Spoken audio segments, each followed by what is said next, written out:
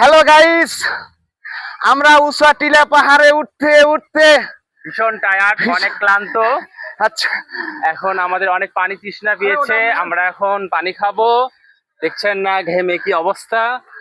তো আর কথা বলতে পারছি না। এখন আমরা আবার আসতেছি আপনাদের মাঝে। সত্যই বড্ড ক্লান্ত।